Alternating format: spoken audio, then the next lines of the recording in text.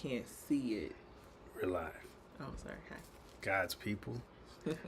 How you doing? What are you gonna say though? I was gonna, like, we can't see it as it's going. Yeah. Okay. So. Uh-oh. There we go. God's people. We are 15 seconds live, coming from Roberson headquarters. Yeah, just a little bit. Please let us know. You can put in chat if you're having any issues with video or audio. But yeah, intros. Pastor Donnie Roberson, my lovely bride, Pastor Daina, Elder Prophet Roberson. And we're here this evening teaching on behalf of OneFlesh Marriage Ministry on the 5 love languages. We just first want to acknowledge the pastors Terrence and Erica Gamble and thank them for the opportunity to minister to God's people and just to share in part our story, but also, you know, what the love languages are. If you've never heard of them, we're going to get into that. We want to give a huge shout out to our apostle, Apostle Barbara Alexander. Thank her so much for the opportunity and the platforms that she has provided for us as ministers to share the word of God and to minister to God's people. So we're thankful for tonight. I don't know if you want to say anything else for the intro. Nope. No? Okay, that's good and short. Thank you so much. What we're going to be discussing tonight are the 5 love languages, the secret to love that lasts. Some of you may know this book. You may have it. It's a great book. If you buy it, read it from cover to cover to get an understanding of what's all entailed in it. And it'll help you. And I'll say this too before we get started. This is not just for those that are romantically involved, married. You need to learn the love languages of your siblings, of your parents, Your children. Yeah, your children. Of yourself. Of yourself. And they do have, he has a love languages for singles too. Right. And for kids. And for kids, yeah. Yeah, for kids. So there's like a whole series. Go out. I'm not getting paid to promote this book, but I will say it was a good read for us. Yeah. And we've had these for a while now, but it also serves as a great resource, to be honest with you. Mm-hmm. But so we want to get into it. Yeah. So I think, the 5 love languages, one of the reasons that we were so excited to teach on this particular topic or just to talk about it is because of how it changed our marriage. Yeah. I think we read this book back in like 2016. We had been married for 5 years at that point. We only had 2 of our 4 kids. But it was much necessary and just really changed the way that we interact and love one another. So anytime you hear Donnie and I teach together on marriage or relationships, we always mention the love languages. And that's not that it's the end all be all regarding marriage or love, because that's the word of God. That's the end all be all. But we do think that this is a really great resource and helps you to really know how to love your spouse or partner. Yeah, 100%. I echo all of that. And I know I found myself bringing it up just as well, too, because I think a lot of folks can get themselves out of vicious cycles of demonstrating love how they think others require it.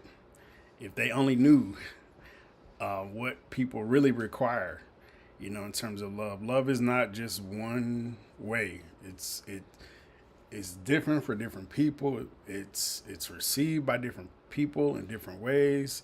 And it can't be your flavor of love toward them. It has to be how others receive love. And so we're going to get into that with these 5 love languages. And I can't, we're just basing this off of the book. I'm sure this is not exhaustive, but I think it's a great starting point, even framework to operate in. I think they covered stuff pretty well. I think you probably agree to that. Yeah, for sure. As we both discussed it, took a lot of notes. We read it together. however many years ago. But we read it together, and we began to find ourselves, in the book. Like, oh, wow. Even coming to a place where I didn't even realize, this was my love language, and didn't know there's certain things. I thought she was kind of nuts about some stuff, but then stuff started making sense. Let's get into the love language. We're going to do that, all right? Yeah, let's start off with number one. I don't think we even have anybody on yet. Yeah, there are people watching. Okay, cool. Go ahead with number one. Okay, so the first love language, according to the book, is words of affirmation. So we'll talk about that a little bit. So I think, on a very basic level, you hear words of affirmation, you think that that's, encouraging someone, saying nice things about someone, complimenting someone, and all of that is certainly true. That is a part of it in terms of words of affirmation.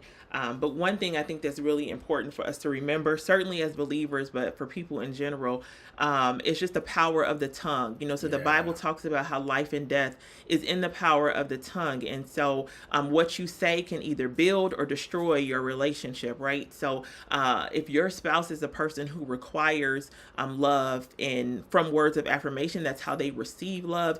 If you do the opposite of that, if you tear them down, if you talk negatively about them, if you talk about them to other people, if you never compliment them or build them up or acknowledge what they're doing, then that can be so much more detrimental, even really, than not saying anything at all. The other thing I think to think about along with that is that, the word says that you have whatever you say. Yeah. So whatever you confess is what you're going to see. And I think even in a marriage, whether the love language is words of affirmation or not, you got to speak what you want to see, right? Like you have to pull out of your spouse 100%. What you want them to be. And so, like, okay, he might be getting on your nerves, but you can't always be like, he get on my nerves. He raggedy. He don't do nothing, right? Like you can't continue to tear your marriage down or speak negatively about your spouse, because that is what you will continue to see and what you'll continue to receive. Yeah. So, all those points that you made, Dana, are really key. And I think generally speaking,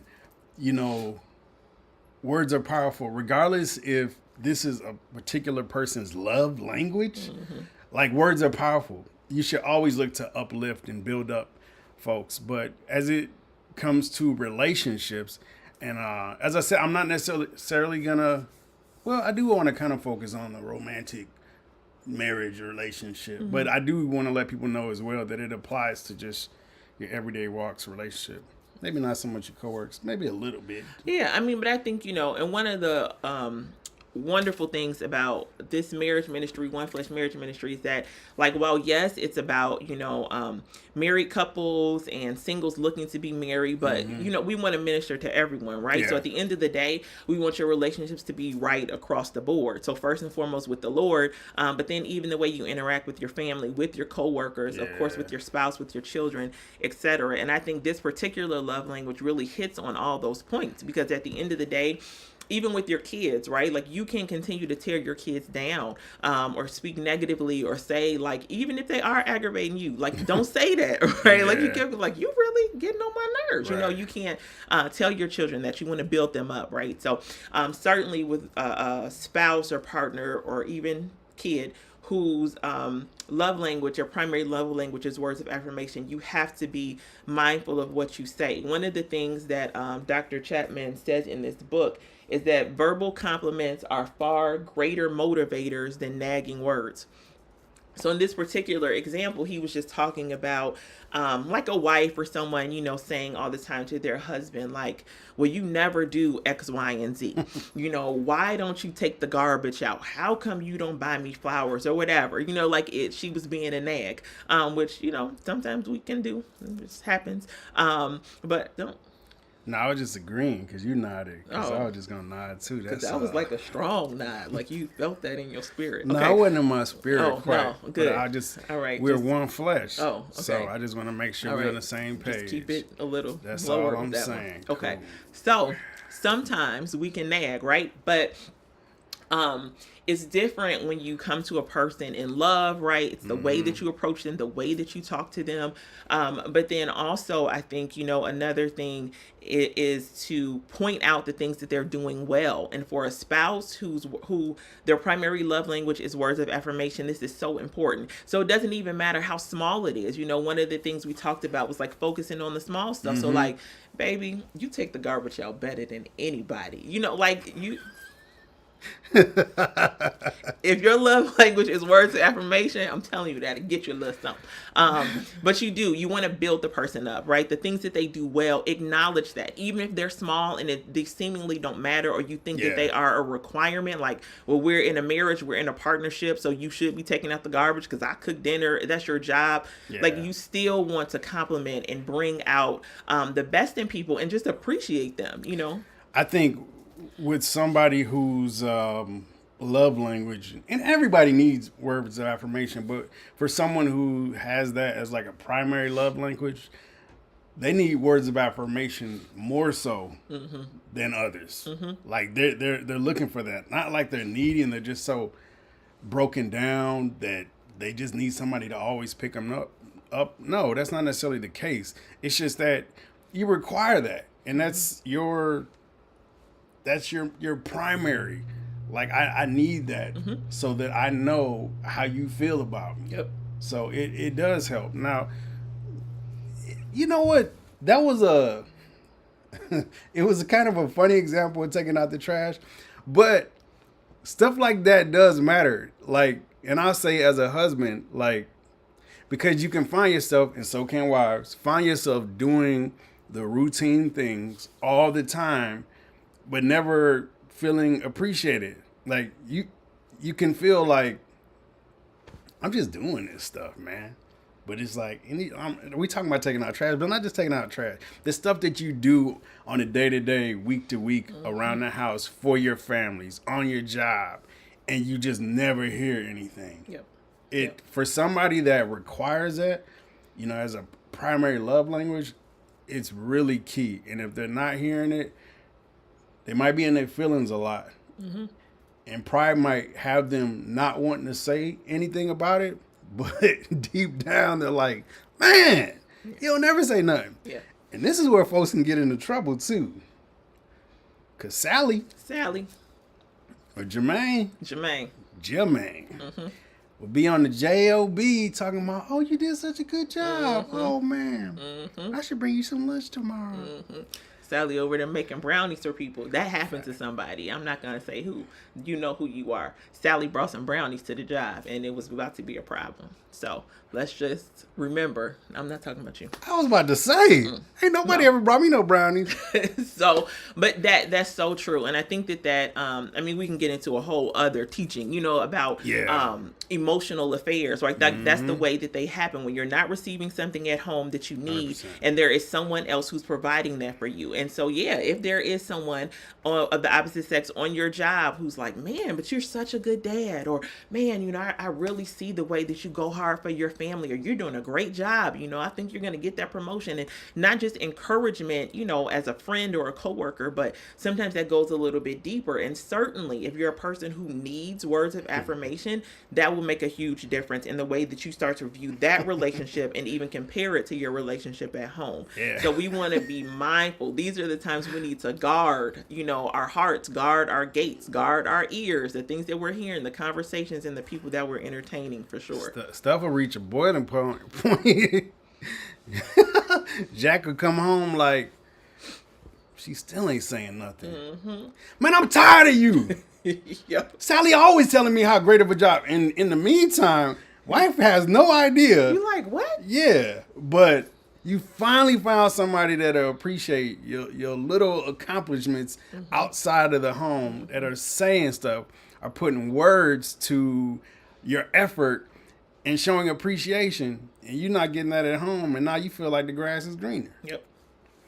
Danger zone. Yep, and that's certainly not excuse me, always the case. So, we want to be mindful, especially again, if you have a spouse where words of affirmation is their primary love language, that's the way that they receive love, then you need to be doing that. Like, make the effort, make a conscious effort, even if it just starts with sending them a text in the middle of the day. I really appreciate how hard you work for our family, or whatever, and which kind of gets to the next point with some of the things that Dr. Chapman was saying in the book. So he was talking about with words of affirmation in all of the love languages, excuse me, that there are different dialects, right? So for some people, compliments is the main thing. They need to hear compliments like, I love how you look in that dress. Your hair is pretty. You look really good in them jeans, whatever, right? They need compliments. But there are other people who need encouraging words. You can do it. I believe in you. You are the head of our household. God has set you here to lead us, and I believe in you. I trust you. I'm committed to following you. I'm submitted to you. Some people need to hear that. Then they're just kind words, just saying nice things. Being polite, please and thank you. Like, that's a very easy thing that we should be saying to our spouses, anyway. But I think even that is something that we forget. It's just like, oh, give me a drink of water, and you don't say please or thank you. But there are people who certainly need to hear that all of the time. Humble words, he talked about. He also talked about requests, which this part was good to me. When you make a request of your spouse, like if you do want them to do more around the house, let's say, you don't want to nag, and you also don't want to demand, because that turns a person off. And, he talked about how when you make a request, it affirms the person's words. So it says to them, like, you're valuable, I need you, and I also believe that you can do this, right? So even no matter how small it is, I believe that you're the person who is set here and you can do this particular thing when you make a request, especially when a spouse needs words of affirmation. You gotta be smooth with it, man. Smooth. But what I wanted to say as well is that there's nothing wrong with the person that requires words of affirmation. It's not like this person has low self-esteem, so they always needing me to tell them how good they look, this, that, and the third. It's just their requirement of how to be loved. And that's it. There's nothing to it. So it's something that we have to wrap our minds around being in relationships. And I'll say especially in a marriage, because if you find yourself loving your spouse the way you feel like they should be loved, or the way that you just want to love them, and you're missing the mark, you're not connecting the dots on their requirement of love, y'all might be cool, but you're not going to be thriving necessarily in that relationship. You won't have, good, better, best. I mean, you might have good, or you might have aight as a relationship. And like I said, relationships can get broken down over time if you just never experience the love that you require. So, I just want to throw that out there, because it's okay to require words of affirmation. Yeah, right? For sure. So, because at the end of the day, all of us need or receive love through these love languages in some way, each of them, right? Like, no, even if it's very small, like my primary love language may not be receiving gifts, but that doesn't mean I don't like to get a gift, or that I don't expect my husband to buy me a present on my birthday, and that makes me feel loved. But that's not my primary, for instance, So it's those kind of things we just got to be mindful of. We talked a little bit about, doing the little things, like the little things count in terms of building up your spouse, thanking them for the stuff that they do every day. And then one of the other things I just wanted to mention with words of affirmation was indirect affirmations. So it's so important to speak well of your spouse to other people. Yeah, man. Right? Like, because if I don't speak well of you outside of your presence, or vice versa, in your presence, I'm certainly not doing it outside of your presence. Like, if I don't appreciate who you are, then it's less likely that I'm going to do that. And when I'm talking to my friends, or if I don't recognize that your primary love language is words of affirmation, I may be telling my girls, like, oh, he is an awesome husband, he's so sweet, he's so good to me, but I never tell you that. Then it doesn't matter, right? It doesn't count. So the indirect affirmations count for sure, but you got to make sure you sending it to the primary source first. But certainly always build your spouse up, and don't ever let anyone tear your spouse down. I don't care who it is. Your mama, your best friend, your cousin, the girl at your job that you feel like, well, she ain't never gonna be my husband anyway, so I can just talk to her about everything. No, Absolutely not. Always build, and don't let anyone ever speak negatively about your spouse. Yeah, you might have a good man or woman at home, but your coworkers will never know it. They just thinking, man, you married to a dog. Yep. And let some function take place where y'all all in the same spot. You up and down Yeah, they like be you're a like, dirty old grimy, grungy mug. not grimy and grungy. Yeah, man. But yeah, these things are like really key. Yep. I find myself at times, and my coworkers, at least not at this job, yeah, some of them have actually met my wife at my 40th birthday. You know, I find myself saying stuff on purpose, about my wife. If she's ever like brought up in discussion, just not embellishing or anything like that, obviously saying things that are true. And if I ever find myself in like a relationship type of conversation, work with a lot of interns and even some of my other coworkers, we can get to talking sometime, and it's just like you hear horror stories sometimes, and I'd be like, man, I'm glad my stuff ain't like that, man. Thank God for the love languages and learning what each are about and how to apply them. You want to get on the second one? Yeah. So the second love language is quality time. Quality time, focused, undivided attention. Quality time, and it may be different for different people, right? It's not going to look the same necessarily. It's quality conversations, that one-on-one time. This is a requirement of some. Some people might like to just go out and, hang out and do stuff. Some people might want to go out with you and do stuff all the time because that's their requirement. Amen. In quality time, one of the biggest things that we could do is learn to listen. Yep. Because your spouse, I use marriage, for example, is not just wanting to be around you, but actually know who you are. They want to know the depths of who you are. And I think that's a part of quality time. It's interesting if you think about, we've only hit number 2 so far. These are things that should be taking place in every marriage. It's not like any of these are like off the table for anybody. Everybody should receive some, but it might be in different proportions. Yeah, proportions. I was gonna say quantities, but that's a little weird. But so yeah, just I want to for the listeners to consider, how important quality time is. I found myself the other day, and I just been thinking about, Daina, and just kind of picking up on things that she says about her job. She's got a great job. But we found ourselves putting the kids to bed and went into the room. We're about to go downstairs. But then we just started talking. And it ended up being like a really good experience for me. And Daina even shared that she appreciated me talking about, her job and her career and where things are currently. And although she's in a good place, there's always like ideal. So that just happened to be a moment where, and I'm not trying to tell you a story, where there was quality time spent, and it ended up being like very necessary because we were able to talk about like some future type of stuff, like some things that you even brought up years ago when we first met. And I thought that was awesome because, sometimes when you get married, like things begin to fall, by the wayside, if you will. You have kids, you have your careers, you have a fast life. And, you forget about the things that you dreamed about. You had your own vision potentially at one point, and now you come together and you got to navigate. You got to move around a little different.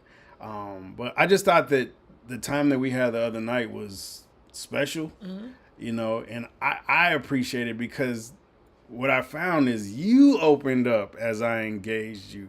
And that was really good to hear your heart on, your career and, what you really want to do.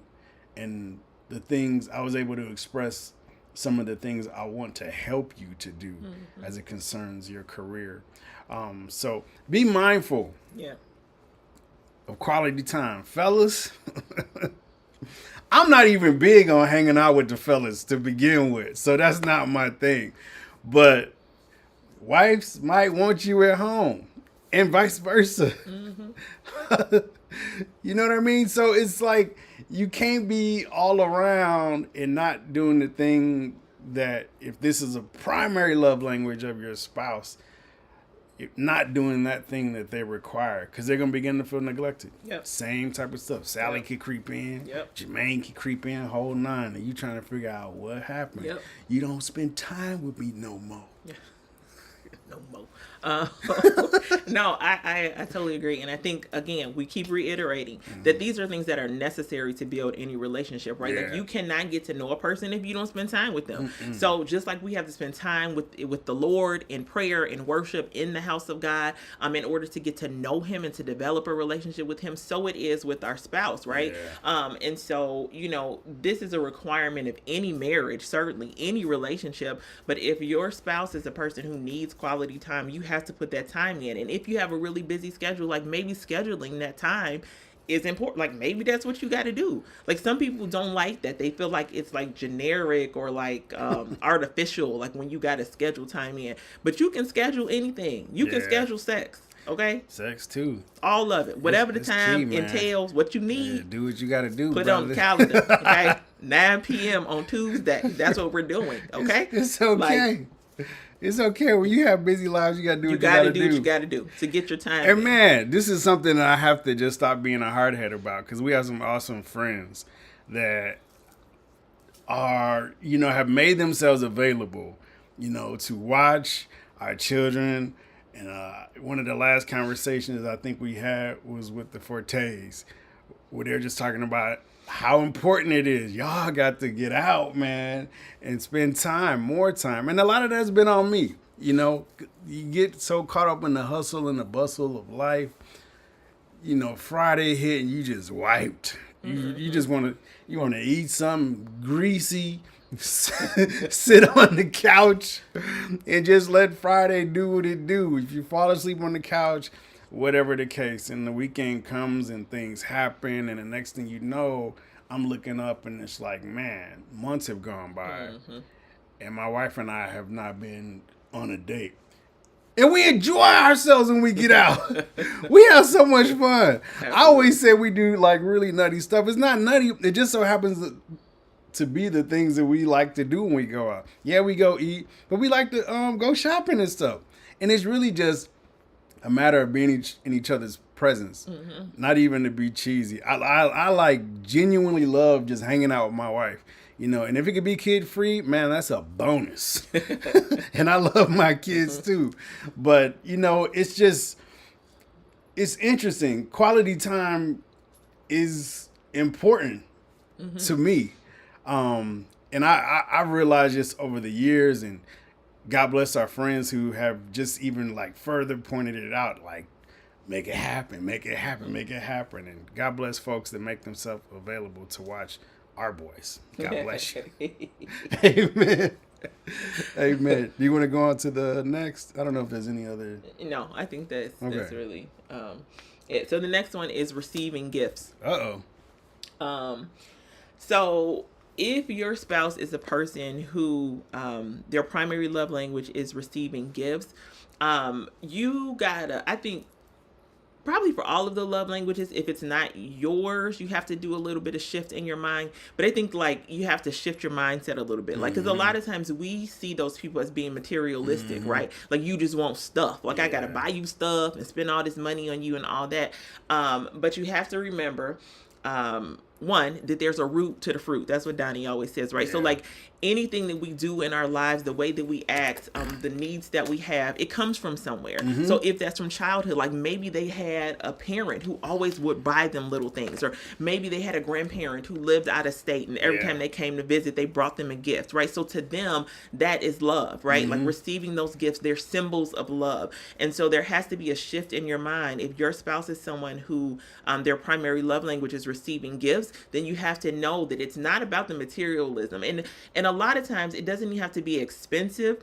I think, if you have a spouse and they just like, well, you got to buy me diamonds all the time, or like buy me a new car and that says I love you. I mean, if y'all at that level, like, do what you do, and there's nothing wrong with that. But really, receiving gifts as a primary love language, it's a symbol of love, and so it doesn't matter how great or small the gift is. It's the thought behind it, the motive, the heart behind it. I was gonna say that while I was thinking that in my mind. You talk about buying expensive gifts. That's all well and good, but when you put your heart and your mind into a gift is when it like really counts for somebody. Yep.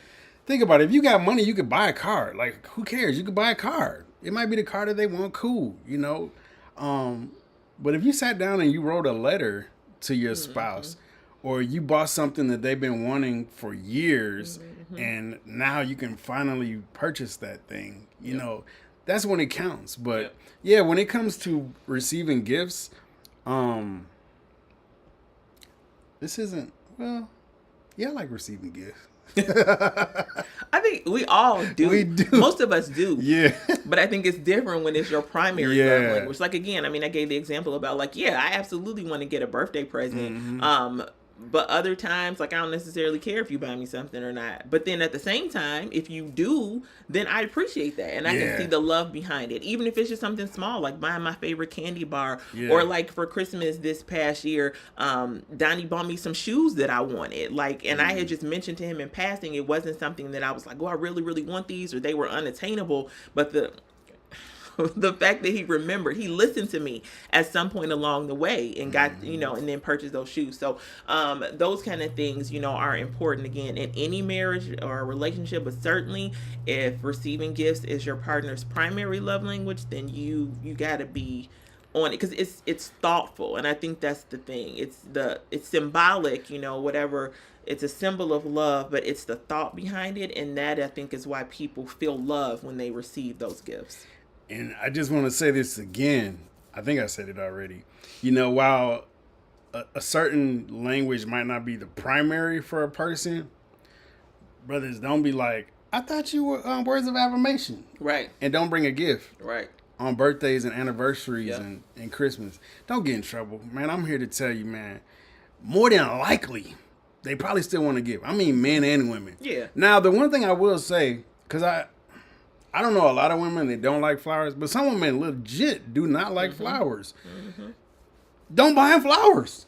Like, that's where you have to be creative, because flowers can be like easy at times. It's an easy go-to. There's a million websites to order them from, flower shops. You can go to the grocery store and get, bouquets of flowers. But again, primary love language might be, I'm just talking about creativity now.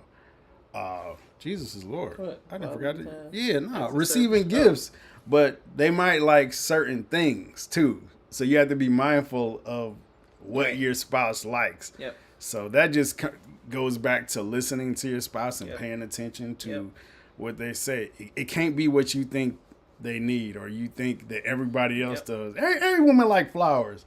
Every woman don't like flowers. Yep. I think most women do, but I don't even know that. I can't even state that. No, but some women, I mean, I have a friend who does not like flowers. Yeah. Like, she does not like fresh flowers. She never has, or whatever. So, I mean, I think that that's important. And also with receiving gifts, for any marriage, but certainly for someone whose primary love language is receiving gifts, it can't only be special occasions, right? So, like, if the way I receive love is to receive gifts, and the only time you buy me something is like Christmas, Mother's Day, and my birthday, and there's nothing in between, then I'm not receiving love from you, right? At least my perception, or from my perspective, I'm not receiving anything from you, because I'm not getting anything in between. So keep that in mind as well. And it's really the thoughtfulness behind it. And the other thing from the book, Dr. Chapman said, at the heart of love is the spirit of giving. And I thought that was good, again, just across the board. If you love someone, you want to give to them, right? Like, you want to give them yourself, you want to give them your time, and you certainly want to give them something symbolic of your love for them. So I think if you think about it in that perspective, then it's not hard to sort of wrap your mind around, I have a spouse who their primary love language is receiving gifts. It may not be, it makes it easier to not see that as materialistic or like weird or whatever. Yeah, and I say take advantage of that thing, because like I said, you can get really creative with it. If you have a partner whom you know that is their primary, like, man, get creative, because that's gonna be the thing that excites them like the most. You know, if it's their primary, you can get really creative and be like, just blow some minds. Like, man, I can't believe you thought of this. Like, man, I've been waiting for this pickup truck for a lot of years, Daina. Amen. Okay. I'm nuts, man. I know I'm not nuts. No, stop saying that. But yeah, I would just say just to be mindful, to listen, but be creative in your gift giving too. Don't take the easy way out. You know, it's you can go on Amazon and just search for gifts for her, but it might not be the gift that she wants. You know, so just let's be mindful just to listen to our spouses. And as I stated, your family members whom you know what their, you can practice. That's the thing. Before you ever get in marriage, you can practice in a lot of ways. You know, I remember even, not to digress or go on a rabbit trail too much, but being single and having my mom kind of coach me with opening doors for her, like going into a place or getting in a vehicle. You know, you can practice, you know, learning how people receive love.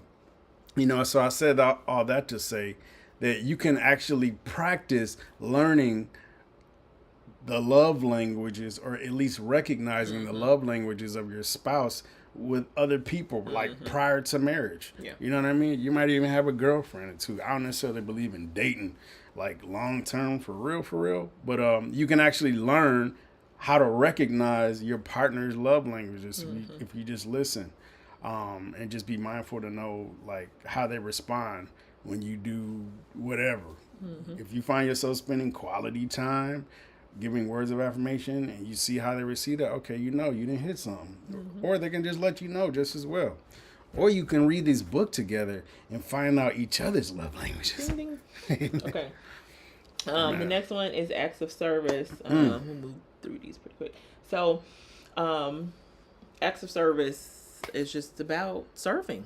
I mean, that's really it. It's just about it's about serving. I think again, you know, even the last one we talked about, like that at the heart of love is the spirit of giving. It's kind of the same way with acts of service. It's just a matter of you wanting to serve your spouse, and that's the way that they receive love. And it doesn't have to be anything crazy. Like when you think about acts of service, it can be the basic day-to-day stuff: cleaning up, washing the dishes, helping more with the kids, you know, whatever, filling up the gas tank, all that kind of stuff. You know, it doesn't mean that you, like, you know, that they have a bell that they ring and you jump every time they ring it. It's not that kind of thing. And so we don't want to think about it in that way. But in order to minister to, you know, ministry is just service at the end of the day, and we're all called to be servants, right? And so you want to serve your spouse in that same way. You minister to them through service when you do those things for them. Yeah. This one, I didn't know about it and had never heard of it, you know, prior to reading the book. But even once I read it in a book, I was like, this is a weird one.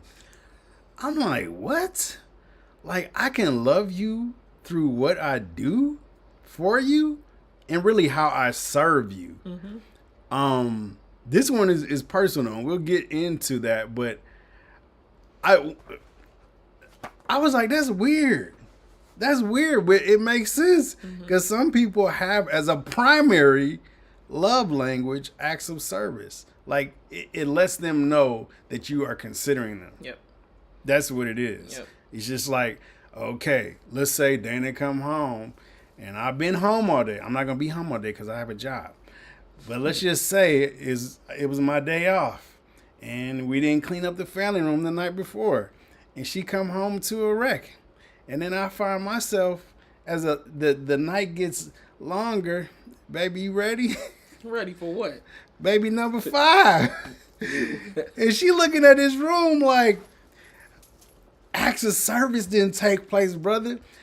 If your wife or your husband like a clean house and it's nasty, it's hard for them to get their mind to the point of intimacy.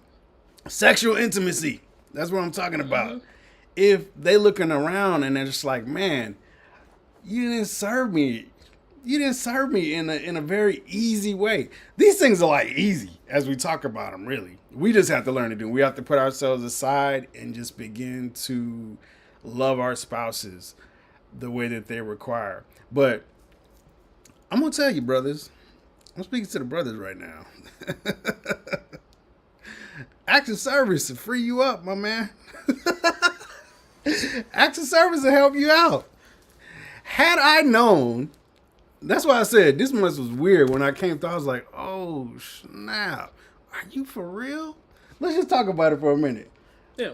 This is Daina's primary love language. It's strong. In her soul of like, souls. I need you guys to understand. In this book, there's a quiz, right? So you can figure out your love languages, and the most you can score in any one category is 12. I scored a 12. Okay, like acts of service is like off the chart for me. Like that is like, and I didn't know that. And I didn't get that. And I didn't know coming into marriage that acts of service was my primary love language. I just thought that, you know, I like the stuff to be clean and orderly and organized and neat in a certain way. And it makes me frustrated when my husband is not helping me in that way. Right. But to understand like why I got so mad and so frustrated is because I didn't feel loved. I didn't feel considered if he doesn't help with the kids, or if he's not doing the dishes sometimes after I've cooked dinner, or I'm on call, I'm working all weekend and I come home and the house is a wreck and the laundry is not done. Like, to him, it's just like, I mean, that's just chores. Like, okay, I'll get to it. Like, if you need help, I'm going to help you. But for me, it's like, no, this shows me that you are considering me, that you're willing to serve me, and that you want me to be freed up. Like, you know, that not to be burdened down with some of the things, some of that part of the house. So, yeah. And listen, back to the sex for 1 second. Acts of service is foreplay before play, if you know what I mean. It's true. It really matters, you know, and I know this personally. It serves as foreplay almost, because it's just like, okay, you considered me. Yep. In that. And that is, you know, romantic. That is like, that makes me, you know, because for me, especially as a person who, like, I always have a running list in my head. Like, there's always like, okay, what do I have to do today, tonight? I could get this done in order to prepare for tomorrow. That's just how my brain works on a constant basis. And so if Donnie is trying to be intimate, but the house is a wreck, I know I got to go and pay these bills. I got to get to work early tomorrow. The kids have a project due. Like, that's what I'm thinking about. Like, and if I've not had any help in that area, like, I'm not thinking about, like, okay, grown up time. Like, I'm thinking, like, get up off me, because I need to go downstairs and get on my computer. I got some work to do, right? Like, I'm not thinking about it like that. And before I knew of this, I'm like, when it's time to go, it's time to go. You should just be wanting to go. I'm not thinking that her mind has all this other stuff just wrapped around it. Like, you really gonna let a dirty family room mess up this moment? Are you serious? Because I think the thing is that we all need to understand, when you're talking about a marriage relationship, is that intimacy comes before you ever get to the bedroom, right? Like, romance starts way you get into, way before. Before you get into me. I'm sorry, y'all. I'm sanctified. I'm still saved. Yeah. Before you get into the bedroom, intimacy and romance start way before then, right? And so some of that, however your spouse receives love, if you've not done that all day or all week or all month, you cannot then expect for them to be so free in giving themselves to you, because they have not, like, their love tank is empty, right? Like, you cannot, and no one can pour from an empty cup or an empty tank. So if you're not putting in and filling up their love tank in the way that they receive love, then they will not be able to pour out to you. So it's something to consider. That's good, girl. I like that. Thank you. That was good. Man, you preaching, boy. Hey, man, so yeah, acts of service is huge. That's one to be mindful of. If you're anything like me, like, I'm just like, what does that have to do with anything? And I think another thing, if your spouse's primary love language is acts of service, talk to them about the things that they need help with most, right? Like, Donnie taking out the garbage is great, but that's never been my responsibility. So him taking out the garbage is not necessarily like help me feel like I've been served in any way, because he's always done that, and it's not taking anything off my plate or helping me in any particular area. So do the things that are most important to your spouse. Again, this is going back to like, you have to know your spouse, you have to be intimate, get to know them, spend time with them, talk to them, find out what's on their heart, and do the things that are most important. Like if they hate doing laundry, and there's, I mean, we have 4 kids. Like I do laundry literally every week, sometimes multiple times a week. So if that's burdensome to your spouse, then do that. Like, don't be like, well, I cut the grass, can I get some? Like, no, because I don't care that you cut the grass. Like, do what's most important, and that's really for any area. But yeah, and then too, I'll say this: like, don't do just to get you some. Right. You know, let me make sure this kitchen is clean and this family room is spot clean and no toys nowhere, because I'm trying to make it happen. Like, if your heart is in the right place, you're just gonna do these things all the time because they should be done, number one, but definitely because you want to consider your spouse, you know, in the matter. Have your heart in the right place with all of these things. Cleaning the house just so you can get you some. It's like, come on, Donnie, don't do that. Yeah. I don't know why I use myself from that. But. Yeah, I don't know why you did that. But, you know, I think the thing is that love is not transactional, right? Like, it's not that kind of... That's it, man. You teach them, girl.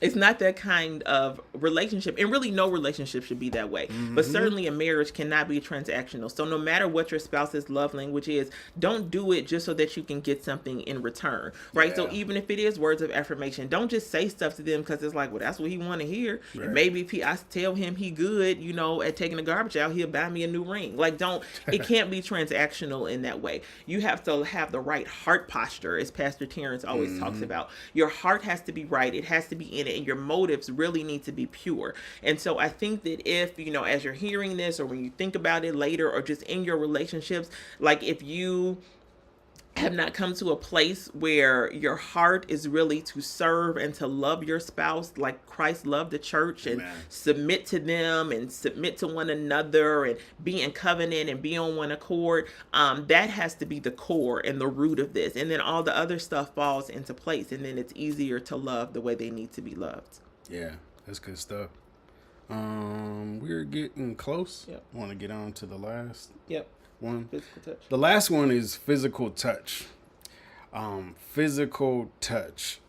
The body is for touching, y'all, and not just in one way. Okay, that's not where my mind is. I promise y'all, man. He said, "You talking about 5 kids, Pastor Donnie?" That was a joke, just so y'all know. But if you think about from the moment of the birth of a child, how important touch is. Think about it like that. How much a baby requires. Even, you know, you find babies. We had a son in the NICU, you know, but they encourage you to get in, to touch, to hold, because a baby who can't utter a word requires to be touched. There's something that takes place. I wish I could have did some research on it to really know, you know, what it is as it concerns touch, you know. And then think about it. I know for me growing up, I grew up in a fairly huggy environment, you know, especially on my mom's side, more so. But even my dad's side now, I would say. So if you grow up getting hugs all the time, and then you come into a marriage and you don't receive that, but that's a primary for you, that gets rough. I think that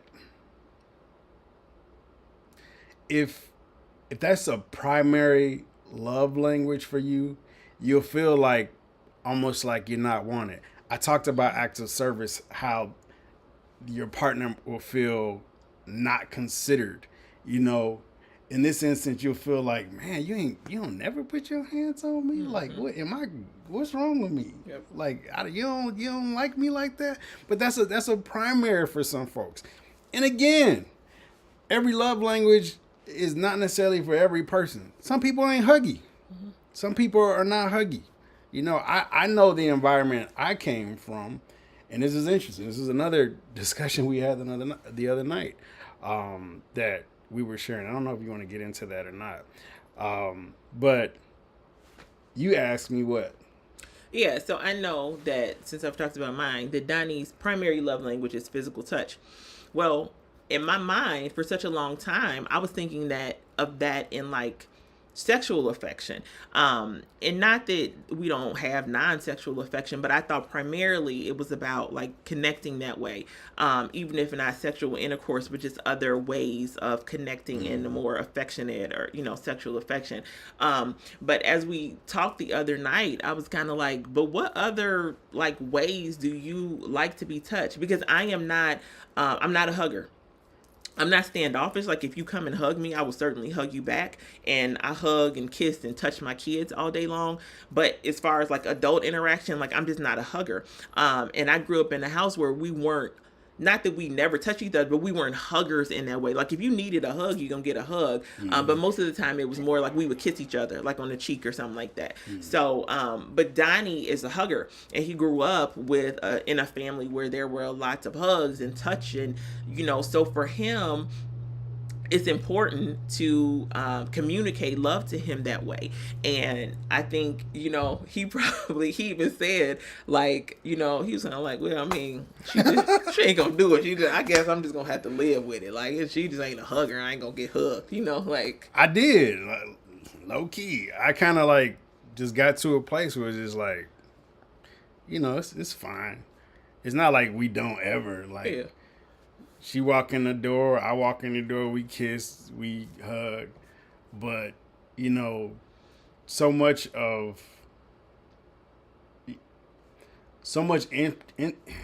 intimacy can come from non-sexual touch.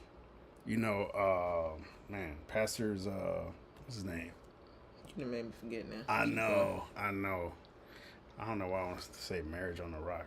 That's his. Yeah, that's his original book. Yeah, but he just talks about how important non-sexual touch is, and this is an interesting one as I think about it, because you're not a touchy-feely person, but you do require non-sexual touch, right? Yep. And it's interesting that it's a requirement of mine, but I find myself not even giving enough of that to Daina, because we'd have conversations about it, and she would be like, that was a whole other piece.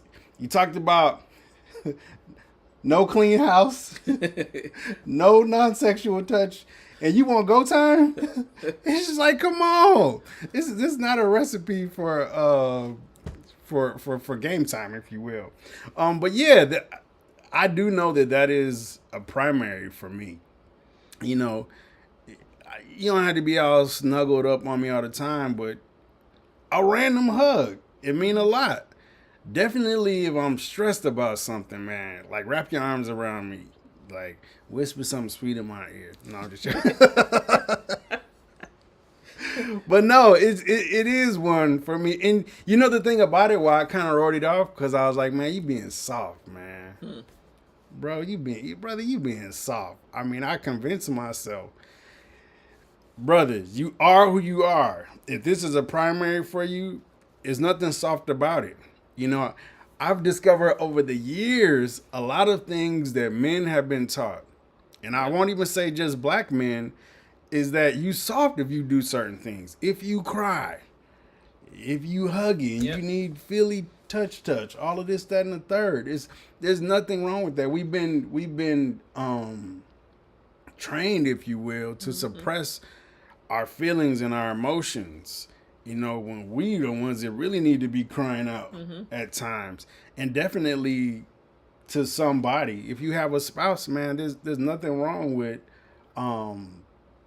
sharing your heart, sharing your heart with them and crying. Brothers, you can cry. Yep. This has nothing to do with physical touch, but I just want to talk about how men, and a lot of men that I've known, I'm talking about going back. I can go back some generations and just see, a lot of men on really both sides of my family. I'd say on my mom's side more so, that we're definitely a lot more touch touchy feely. The men and the women, I would say so. But yeah, it's a primary for me, and we know each other's love languages now. Daina's primary is acts of service. Mine is physical touch. But guess what? All of these love languages matter. Yep. So don't just get settled on the one like she's acts of service. So that's the way I have to love her. No, she requires quality time. She requires gifts at times. It might not be as strong, but it's necessary. And the same goes for me. I want quality time too. I love when the kids go down and we can, like on a Friday night, just sit up on the couch and watch Married at First Sight or something like that. That time matters. I remember telling my cousin once that I don't know if we were on the phone or we might have been on the phone. I was like, I gotta go, man. You know, it's couch time for Daina and I. But it matters. Like all of these things matters when it comes to building a lifelong relationship and marriage, learning your spouse and loving your spouse the way they require to be loved. So I hope this was a blessing. I know we got like 4 minutes. I don't know if anybody is asking any questions because I have not that I've seen. I've been trying to look down. I haven't seen any questions. If you have questions as we're wrapping up, please type them in the chat and we will address them. Yeah, but I would say if you haven't, and again I say, even as a single person, I would read this book. You know, it can help you. One of the best things that happened to me pre-marriage in my bachelor days, if you will, is that like I would go to marriage conferences, you know, because I wanted to know like what I need to be prepared, you know, for marriage. And definitely, if you don't know the personality of the person that you're going to marry, there's always going to be something else that you have to learn. But I at least wanted a foundation. So I think this is a foundational book. The Word of God is the foundational book or manual for every believer, every couple, every married couple, but definitely as a supplemental resource. Man, check this book out. I think it's really good for those that are married, and if you're trying to understand your spouse better, like read it together. That's what we did. It was very beneficial. We talk about it as we said and stated to this day. So I don't know if there's anything else. Yeah, I mean, I think I would just echo what Donnie said. Prepare yourself if you're a single or divorced or looking to be married in any way. Certainly prepare yourself. Pastor Jimmy Evans. That's Jimmy who Evans. We were trying to, we follow his ministry. Dave and Ashley Willis. We follow them very closely. Podcast. So, prepare yourself. But I think, one of the main things we need to remember in any relationship, but certainly in marriage, love is intentional, right? It's intentional. It has to be on purpose. Every day that you wake up, you make a choice to love your spouse, to love your children, to love your family, whatever, right? Like it's a choice. It's a decision of your will. And so if you're going to make that choice, then put in the work that'll keep you wanting to make that choice and keep your spouse making the same choice as well. So you certainly have to be intentional. And I think a part of that is knowing how your partner, your spouse receives love, and not just because, I mean, none of us go into a marriage being like, I'm just going to give them whatever. They're going to have to deal with it. Like, I don't think we go in like that. I think everyone, generally speaking, goes in with good intentions. Like, well, this is how I want to love her or him, and I want to do this for her. And that's all great and fine and good, and you can do those things. But if it's not the way that your partner receives love, then it may not be as effective. So one of the reasons that we're just big proponents on knowing your love language, and again, not that it's an end-all be-all by any means, but certainly a good foundation to make sure that you guys are on the same page. Communication is key, as always, sitting down and kind of talking through this and what it looks like, right? Like, it's easy for me to be like, oh yeah, your partner's primary is words of affirmation, so you need to tell them how great they are. But that may not be the way that they want to receive. It may not be the dialect, right? It may be something else. You may need to encourage them or build them up in some other way. So communication is key, of course, in marriage, but in any relationship, and all these apply in some form or fashion. 100%. We're gonna close out, but thank everybody that joined. Please do share. Can I share this? Yeah. Yeah, we're on. You can find us on YouTube as well. I had the channel. If you search for on YouTube, Flow River Flow 5180. Don't ask me why that's the number. Flow River Flow 5180. You'll find it. If you search for Flow River Flow Apostle Barber, you'll see the videos pop up. But this will be on YouTube as well as Facebook. Please join us on Sunday, 16842 Park Avenue in Hazel Crest for an awesome worship experience. We would love to see you, love to have you. Again, thank God for the Gambles for letting us sit in on this Wednesday night session. Apostle, we love you. Thank you so much for providing the platforms for us to minister in this manner. So I hope everyone has a great night and learn how to love folks, how they require to be loved. Amen. Amen. Amen, brethren.